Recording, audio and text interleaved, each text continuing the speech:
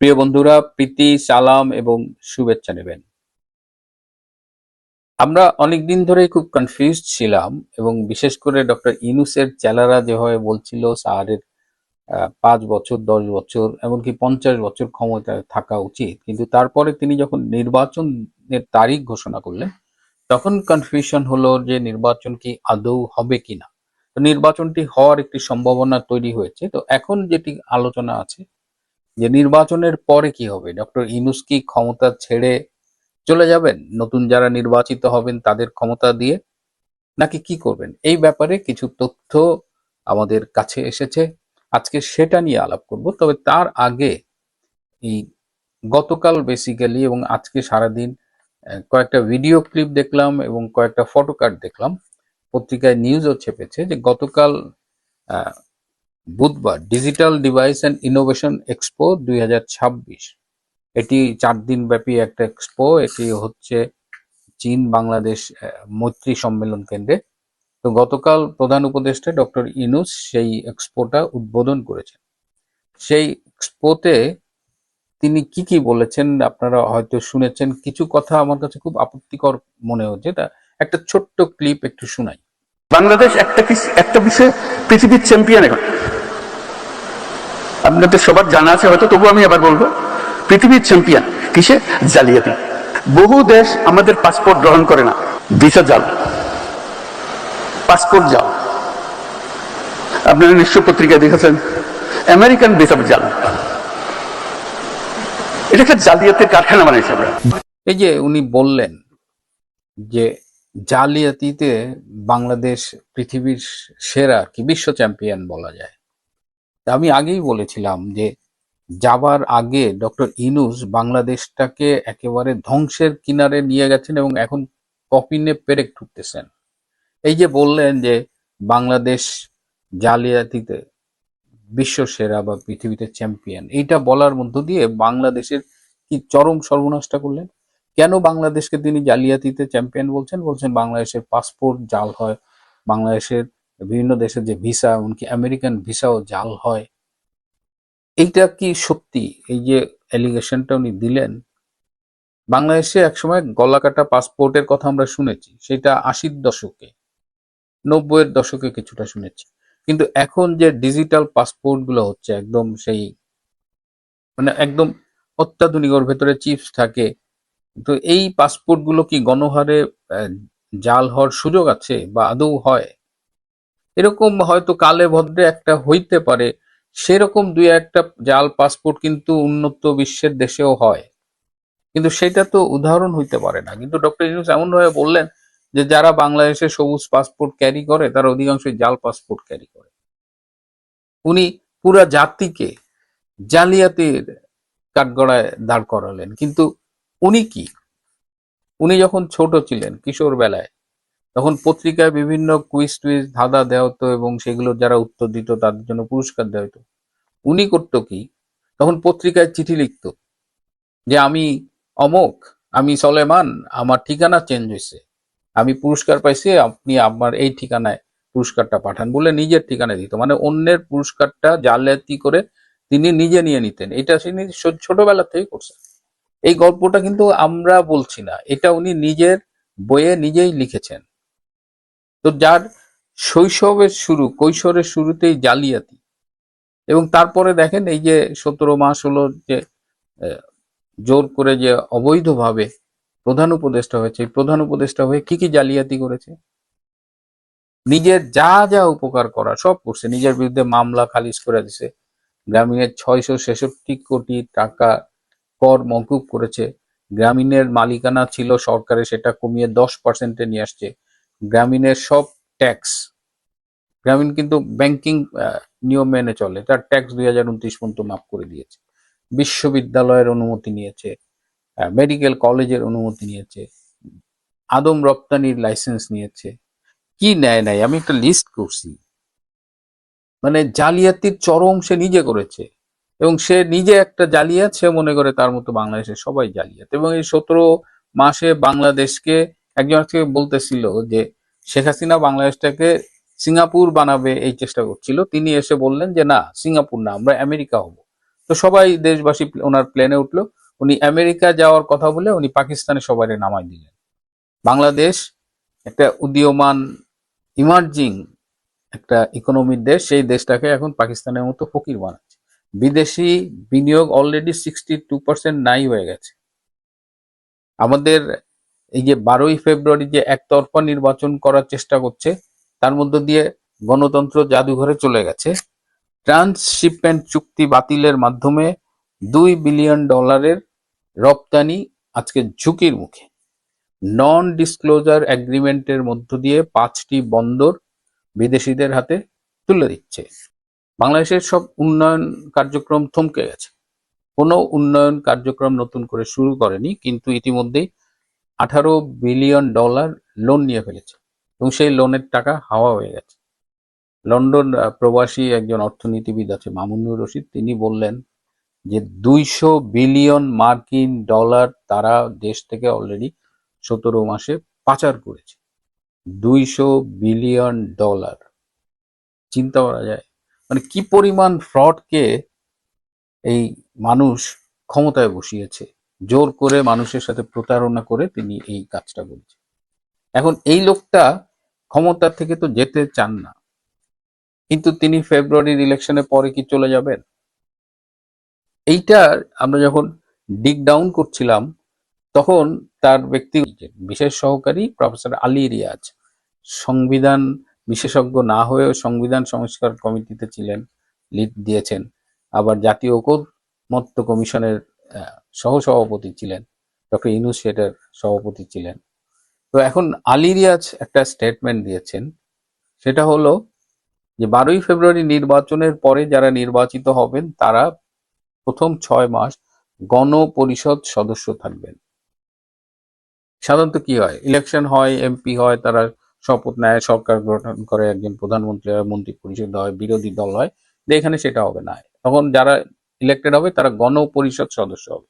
এই গণপরিষদ সদস্যদের কাজ হবে তখন এই জুলাই সনদের আলোকে সংবিধান সংবিধান সংশোধন করা, সংবিধান সংশোধন করে তখন সংবিধানের নিম্নকক্ষ যারা নির্বাচিত হলেন এবং এই আনুপাতিক ভোটের হারে উচ্চ কক্ষ গঠিত হবে এবং তখন তারা যাই সিদ্ধান্ত নিক সংবিধান সংশোধন সহ সেটা উচ্চ কক্ষে অ্যাপ্রুভ হইতে হবে, তারপর সেটা রাষ্ট্রপতির কাছে যাবে।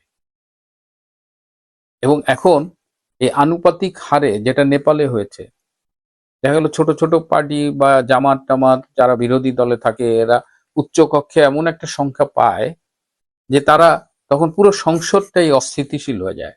সরকার একটা বিল পাশ করাতে যাচ্ছে, সেটা হচ্ছে না, তো একটা ক্যাওটিক সিচুয়েশনের মধ্যে হবে। তো এই 6 মাস ডক্টর ইউনূস কি ক্ষমতা ফেব্রুয়ারি ইলেকশনের পরে চলে যাবে? এই 6 মাস গণপরিষদ হলে ক্ষমতা কাদের হাতে থাকবে? এই 6 মাস ডক্টর ইউনূস তার উপদেষ্টা পরিষদ নিয়ে ক্ষমতায় থাকবে, তার মানে আগস্ট পর্যন্ত সে ক্ষমতা চালায় যাবে। তারপরে আবার নতুন কোনো ষড়যন্ত্র আসে কিনা সেটা আমরা বলতে পারছি না, কিন্তু অগস্ট পর্যন্ত যে সে ক্ষমতায় থাকতে চাচ্ছে, অগস্টের আগে যে সে ক্ষমতা ছাড়বে না, এটা মোটামুটি তার দিক থেকে নিশ্চিত হয়ে গেছে। তা এবং তার কিছু যে কোর উপদেষ্টা পরিষদ আছে তারা মোটামুটি এই ষড়যন্ত্রটা করেছে এবং এটাই আলী রিয়াজ মার্কেটে ছেড়েছে। এই কথা শোনার পরে আমি আমার একটি সূত্র বিএনপির কেন্দ্রীয় নেতৃবৃন্দের সাথে যোগাযোগ করেছিলেন, যে খুব গুরুত্বপূর্ণ এক নেতা, তিনি বলেছেন যে নির্বাচনটা শুধু হোক, যদি বিএনপি মেজরিটি নিয়ে ক্ষমতায় যায় তাহলে সর্বোচ্চ ডক্টর ইউনূসকে সময় দেওয়া হবে 10 দিন। এই 10 দিনের মধ্যে তিনি ক্ষমতা হস্তান্তর করে চলে যাবে শ্মশানমানে। যদি সেটা না করে টালটু বাল্টু করে তাহলে তাকে পিছনে লাথি দিয়ে খেদানো হবে। তাহলে দেখা যাক নির্বাচনে কারা জয়লাভ করে, এবং যে কারণে ডক্টর ইউনূস বা আরো যারা আছে ষড়যন্ত্র করছে তারা কিন্তু বিএনপি যাতে ক্ষমতায় না আসতে পারে এই চেষ্টাটা করছে, সেটা নিয়ে আমি পরে কথা বলবো। তাহলে ডক্টর ইউনূসের এই ষড়যন্ত্রের ব্যাপারে দেশবাসীকে সতর্ক থাকতে হবে। এই ঠাউট বাটপার পুরো জাতিকে বিশ্বের কাছে ছোট করতেছে। আরো অনেক আপত্তিকর কথা বলেছে সরকারের যারা সরকারি চাকরি করেন তাদের 5 বছরের বেশি চাকরি করা উচিত না, তাতে নাকি সৃজনশীলতা কমে যায়, 10 বছর পর পর নতুন করে শুরু করতে হয়। তো ডক্টর ইউনূস, আপনি গ্রামীণ ব্যাংকের এমডি কত বছর ছিলেন এবং আপনার অবসরের বয়স ছিল 65, আপনি তো 70 বছরে এইটা ছাড়তে চাননি এবং এই পদ না ছাড়ার জন্য আপনি হাইকোর্ট পর্যন্ত ফাইট করেছেন। আপনি গ্রামীণ ব্যাংকের একটা এমডি পদ ছাড়তে পারেন নাই, আর আপনি নসিহত দিচ্ছেন যে সরকারের চাকরি কারো 5 বছরের বেশি করা উচিত না। এটা কি আমেরিকা? আপনারই একা ইনোভেটিভনেস আছে, সৃজনশীলতা আছে, আর কারো কিছু নাই। যাই হোক, আজ এ পর্যন্তই।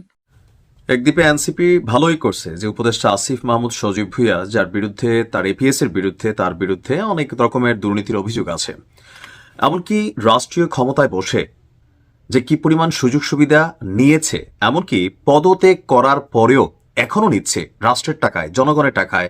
একটা দলের প্রধান হিসাবে এখন তিনি কাজ করছেন উপদেষ্টা আসিফ মাহমুদ সাবেক, তারপর হচ্ছে মাহফুজ। তারা আজকের এই ভিডিওটা তার প্রমাণ যে পরিবর্তন আসলে আপনি কাদের থেকে আশা করবেন। যে দলটার নির্বাচনী কার্যালয়ের মানে প্রধান যিনি আসিফ মাহমুদ সজীব ভুঁইয়া পদত্যাগ করেছেন, কিন্তু এখনো সরকারি যে বাসভবন আছে সেটা ব্যবহার করছেন। মুখে মুখে তারা অস্বীকার করলেও ইনভেস্টিগেশন বলছে ভিন্ন কথা। তো পরিবর্তনটা আসলে কার কাছে চাইবো আমরা? এরা যখন ক্ষমতায় বসছিল তখন আমি বলছিলাম যে এদের উচিত হবে শুধুমাত্র ন্যূনতম যেই টাকাটা না নিলেই না, একজন মন্ত্রী এমপিরা যেই সুযোগ সুবিধা ভোগ করে, তো অন্যদের দোষ কি? এই যে এখন আমরা মন্ত্রী পাড়ায় মন্ত্রীদের জন্য বিশাল 13 কাঠা জমির উপরে আমরা শুনতেছি এক একটা বাড়ি হবে, তো সমস্যা কি? এই আসিফ রে তো মন্ত্রী হইলে এগুলা ভোগ করতো, কারণ যা সিস্টেম ছিল পুরাটা তো খাইছে, পদত্যাগ করার পরেও এখনো খাচ্ছে। গেল 2 থেকে 3 দিন আগে খালেদ মহিউদ্দিনের একটা টেলিভিশন প্রোগ্রামে আপনার উপদেষ্টা মাহফুজ কানেক্ট হয়েছিল। তার বাসায় নেট সমস্যা, পরে জানলাম কি সে সরকারি বাসভবনে আছে। দর্শক, গেল বছরের আমরা যদি দেখি গত 24শে ডিসেম্বর, এবছর গত 24শে ডিসেম্বর প্রধান উপদেষ্টার বিশেষ সহকারী খোদাবক্স চৌধুরীর পদত্যাগের খবর আমরা জেনেছিলাম মন্ত্রিপরিষদ বিভাগের এক প্রজ্ঞাপনের মাধ্যমে। সেই হিসাবে আসিফ এবং মাহফুজ আলম পদত্যাগ করার 50 দিন ধরে, অর্থাৎ প্রায় 2 মাস সরকারের দেওয়া কাজের বেটি, ড্রাইভার, যা আছে, বাড়ি ভাড়া, গ্যাস, বিদ্যুৎ বিল, ডক্টর ইউনূস তার গ্রামীণ ব্যাংক থেকে দেয় না, পাবলিকের টাকা দিয়ে দেয়। তো পাবলিকের টাকা খরচ করে আমরা এই 2 উপদেষ্টাকে এখনো লালন পালন করছি। এর মধ্যে আসিফ মাহমুদ তিনি এখন একটা পলিটিক্যাল দলের, অর্থাৎ এনসিপির নির্বাচনী পরিচালনা কমিটির চেয়ারম্যান এবং মুখপাত্র হিসেবে দায়িত্ব পালন করছেন। এই জন্য আমরা বলি যে এনসিপি সরকারেরই দল। তবে সরকারি বাসা ছেড়েছেন বলে দাবি করলেও দেখেন এই যে মিথ্যা কথা, কেন ভাই? এগুলো তো আমরা অন্যান্যদের থেকে শুনতে মানতে ভাল লাগছে, কিন্তু তোমাদের থেকে তো না। এই জন্যই বলি সব সালারা চেয়ারে বসলে সব ধান্দাবাজ ভাই, বুঝছেন? বাঙালি জাতি হিসেবে যে আমরা দুর্নীতির বাইরে না, যদি চেয়ারে বসে যাইতে পারি তাহলে আমাদের মধ্যে এই লোভ লালসা কাজ করবে। যে প্রমাণ দেখেন, বলতেছে সরকারি বাসায় নাই, কিন্তু প্রতিনিধি পরিষদে যোগ দেওয়া আসিফ মাহমুদ সজীব ভুঁইয়ার হেয়ার রোডে বাসা যেটা আছে, নিলয় 6 গিয়ে একজন দায়িত্বরত কর্মচারীর সাথে কথা বলে জানা যায় তিনি এখনো বাসা ব্যবহার করছেন। তার বাসায় দায়িত্বরত আরেক কর্মচারীও বলছেন স্যার তো আছেন, বাসা ছাড়েননি, কিছু আসিফ বলছে বাসা নাকি ছেড়ে দিছে। এই যে মিথ্যা কথা। এই উপদেষ্টার বেশিরভাগ সময় পরিবাগের বাসায় থাকেন, তবে এই বাসায় এখনো তার দখল আছে, এখানে এসে বসবাস করে। নিলয় 6 এর আশপাশে উপদেষ্টাদের বাসায় দায়িত্বরত আইন শৃঙ্খলা বাহিনীর একজন সদস্য বলেন এখানে তিনি নিজেদের কার্যক্রম পরিচালনা করেন, লোকজন নিয়ে আসেন, এখানে থাকেন। অর্থাৎ রাষ্ট্রীয় টাকা দিয়ে এনসিপি কে নির্বাচন করানোর জন্য সকল ধরনের সুযোগ সুবিধা ডক্টর ইউনূস নিজেই নিশ্চিত করে দিচ্ছেন। নয়তো এটা কেন হইল? এটার জবাব কি ডক্টর ইউনূস দিবে? ওনার কাছে এখন জিজ্ঞেস করা যাবে? জিজ্ঞেস করলে আবার আমাদের বিরুদ্ধে মামলা হবে না তো? মানে হইতে পারে আর কি, বাংলাদেশে যেটা হয়, ক্ষমতাকে চ্যালেঞ্জ জানানো আসলে ঝামেলার।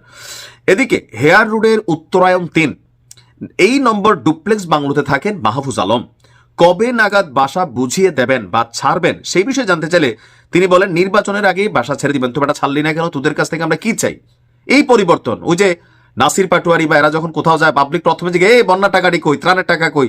তোমরা যে অন্যদের চাঁদাবাজ ধান্দাবাজ বলো, তো তোমরা তো পাবলিকের মানে বন্যার টাকার হিসাব দিছো। জুলাই ফাউন্ডেশনের 100 কোটি টাকা কোথায় গেল? কেন জুলাই যোদ্ধারা এখনো চিকিৎসা পাইল না? এই টাকা কই? কে জবাব দিবে? এক একজন আগে নাচতো, এখন টুপি টাপি পইরা মানে ফেরেশতা সেজে গেছে। আমি আশ্চর্য হই, বুঝছেন?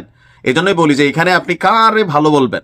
সব ঘুরা ফিরে শুধু যদি সুযোগ সুবিধা একটু কম নিছে, আমার কাছে লাগে যে হাসনাত আর তাসনিম জানা, বাকিরা সবাই সবার মতন বের হচ্ছে। তো মাহফুজ বলতেছিল সিস্টেম উইল সে, এক সময় নাকি সবকিছু সামনে আসবে, আমরা সে অপেক্ষায় আছি।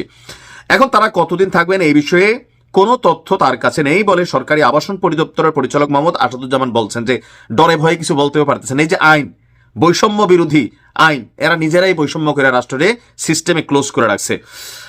এখন এই বিষয়ে নাকি সচিব স্যারকে অবহিত করেছিল, এখনো মন্ত্রণালয়ের নির্দেশনা অনুযায়ী মানে কোনো রকম সিদ্ধান্ত আসেনি। তবে এই বিষয়ে আমরা যদি যতটুকু দেখছি যে মানে মোট কথা হচ্ছে যে যে যেমনে পারে ওইভাবেই সুবিধা নেয়। দেখেন না, এক একজনের ওই যে চপ্পল থেকে এখন জর্ডান নাইক্সের এক জোড়া জুতার দাম 1 লাখ 1.5 লাখ টাকার জুতা পায়, আর বাকিগুলো তো বাদে দিলাম। ভোট কারে দিবেন বুঝে শুনে দিয়েন, এখানে পরিবর্তনের কোনো কিছুই নাই, যার যারে ভালো লাগে তারে ভোট দেন। আসসালাম।